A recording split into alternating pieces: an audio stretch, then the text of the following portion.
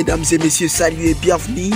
Vous êtes des dizaines de milliers d'internautes à nous suivre à ces pareils moments. Nous, c'est Surveillance.cd et médias des références à République démocratique du Congo. Chaque jour, nous offrons des enquêtes, informations politiques, économiques, sociales et culturelles qui permettent bien évidemment à nos lecteurs de mieux comprendre l'actualité du monde dans un clin d'œil. Dans ce énième numéro de podcast sur l'environnement, nous allons parler du changement climatique avec John Lufu-Caribou. Il est environnementaliste et défenseur des droits de l'environnement basé à Bunia, chef-lieu de la province de l'Ituri, est de la République démocratique du Congo.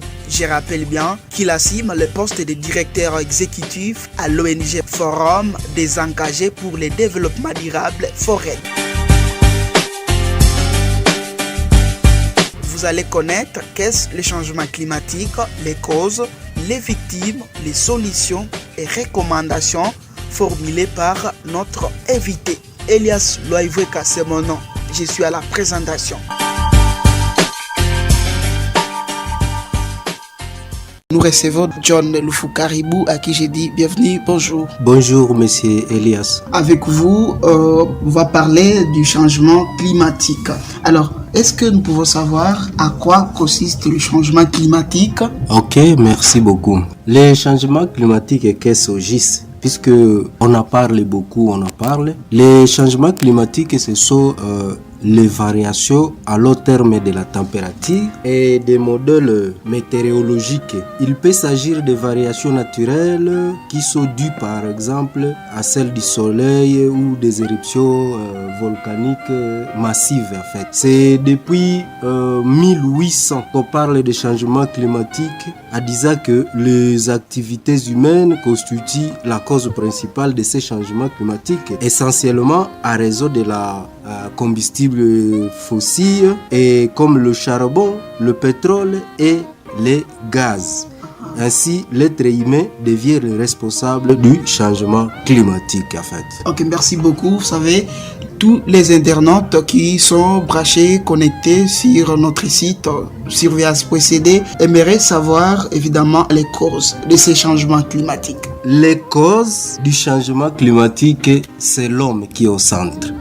C'est-à-dire, ce sont les activités anthropiques. Alors, comment? Plus que l'homme veut se développer, alors il gaspille tout ce qui l'entoure, sans même prévenir le lendemain, l'avenir, ou ça pour voir ce qui est durable, il consomme. C'est pour cela que j'ai souligné que c'est depuis 1800 que les activités humaines, les activités anthropiques constituent maintenant la cause principale des changements climatiques. Et là, il ne faut pas en beaucoup parler que c'est toutes les activités. On a ciblé seulement les grandes activités. Par exemple, les combustibles fossiles. On a parlé du charbon, on a parlé du pétrole et du gaz. Ce sont là le plus grand moteur et cause du changement climatique. Comme c'est l'homme qui est au centre, est-ce que c'est toujours l'homme qui est la première victime? Exactement. Les victimes du changement climatique, c'est toujours encore l'homme qui subit les changements climatiques maintenant à différentes manières. Comment nous pouvons le dire? Nous allons un peu mollo. Nous prenons les changements climatiques influencent notre santé. Les changements climatiques influencent la capacité de produire des denrées alimentaires. Le changement climatique influence notre habitat, là où nous vivons. Le changement climatique aussi influence notre sécurité, influence aussi notre travail. Voilà que tout ce qui maintient la vie de l'homme est menacé par les changements climatiques. Donc, sans aller loin, l'homme devient la cause et l'homme lui-même devient la victime, le vulnérable du changement climatique. Alors, vous pouvez donc formuler quelques solutions pour lutter contre le changement climatique? Avant d'aller loin, nous savons déjà que l'homme est le premier vulnérable des effets du changement climatique. Je vais donner quelques exemples. C'est comme les sécheresses prolongées qui peut causer que l'homme se déplace, quitte son milieu naturel pour être réfugié climatique. Suite aux sécheresses prolongées peuvent causer des maladies qui viennent de l'eau. manque d'eau, alors quelqu'un devient déshydraté et il tombe malade. Et les sécheresses prolongées, ne fût-ce que ça, peuvent causer les perturbations dans la production ou bien la diminution de production des produits agricoles. C'est comme le haricot. Vous pouvez planter vos haricots. Si, par exemple, vous savez qu'il va pleuvoir en septembre et qu'il ne pleut pas, les haricots vont sécher et voilà, vous allez rien récolter. Alors, nous connaissons que l'homme est à la cause, l'homme est à le premier vulnérable et l'homme aussi devient aussi la solution. Exemple, nous avons des cadres, nous avons des accords qui parlent sur les changements climatiques et c'est toujours l'homme qui crée ces accords, qui signe ces accords, qui crée ces cadres, qui initie ces cadres et qui va encore valoriser et réaliser afin que ça trouve leurs résultats. Par exemple, nous avons les objectifs de développement durable. Les 17 objectifs de développement durable.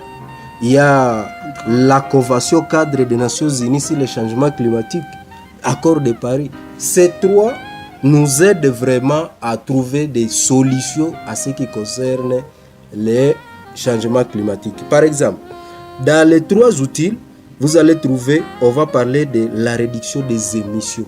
Comment on peut réduire les émissions? On ne peut pas stopper les émissions, mais on peut réduire les émissions afin pour pallier au changement climatique. L'adaptation au changement climatique. Comment nous pouvons nous adapter au changement climatique et afin le financement des ajustements nécessaires. Alors, par exemple, passer des énergies fossiles aux énergies renouvelables. Nous pouvons laisser le charbon, le pétrole, le gaz, mais on passe aux énergies solaires, aux énergies éoliennes. Ces énergies permettent à réduire les émissions à l'origine des changements climatiques. Je pense que je me fais comprendre avec les lecteurs et les auditeurs, parce que ceux qui émettent, on peut les réduire, et là, l'émission va réduire aussi. C'est automatique, il y aura réduction de l'émission. C'est ainsi que il faut commencer quand pour commencer pour adapter, pour réaliser ces trois solutions. C'est maintenant, ce n'est pas demain. Non, ce n'est pas demain, c'est maintenant qu'il faut commencer. Pourquoi nous le disons? Par exemple, il y a un engagement mondial qui vise à atteindre l'objectif de zéro émission nette ici 2050. Alors, pour y arriver, il faut déjà qu'à 2030, aujourd'hui nous sommes à 2023, vers la fin 2023, donc dans 6 ans qui restent devant nous, 2024, 25 jusqu'à 30, il faut déjà atteindre au moins le seuil de 1,5 degrés Celsius dans le réchauffement climatique. Vous comprenez? Alors pour y arriver, il faut au moins à 2030 atteindre déjà la moitié afin que cet objectif puisse être réalisable à 2050. L'objectif zéro émission nette d'ici 2050. Ce sont des pays qui se sont engagés à ce qui concerne cet objectif. Et c'est là, parlons un peu, on a parlé un peu des énergies. Oui. L'adaptation, parlons un peu. Alors, qu'est-ce que l'adaptation permet aussi? L'adaptation aussi aide à protéger les personnes. L'adaptation aide aussi à protéger les habitats, les moyens de subsistance, les écosystèmes naturels. C'est-à-dire quoi? Elle porte sur les effets actuels et sur ceux qui sont susceptibles de se produire à l'avenir. C'est-à-dire que grâce à l'adaptation, nous pouvons trouver aussi la solution de nous protéger nous-mêmes, attaques vulnérables, causes et solutions. Donc, l'homme devient au centre de tout. Voilà. Alors, pour aller vers la fin de notre entretien, est-ce que vous pouvez formuler quelques recommandations, par exemple, au gouvernement central, provincial? Merci beaucoup. La solution, c'est l'homme. C'est pourquoi nous pouvons aussi assumer le frais maintenant, ou bien nous pouvons aussi payer le prix fort ultérieurement.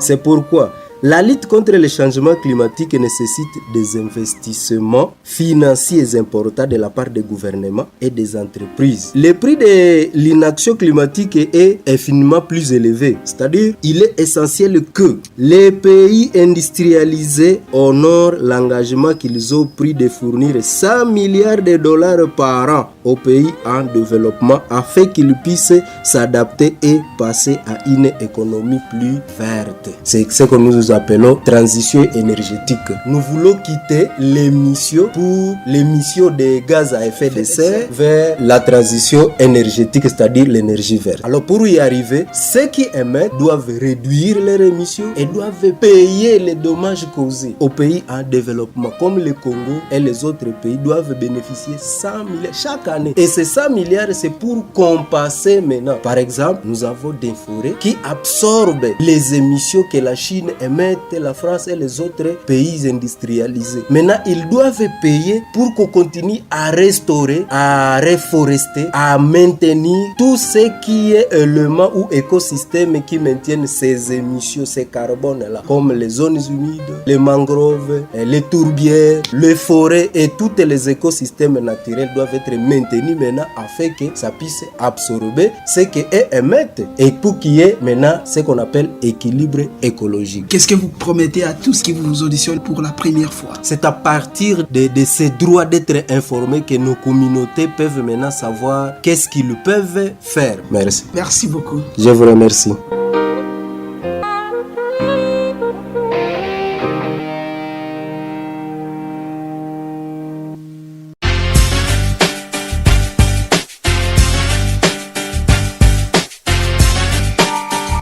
C'est la fin de cette rubrique. Merci à vous de l'avoir suivi. Restez-nous fidèles. L'actualité est à continu sur www.surveillance.cd.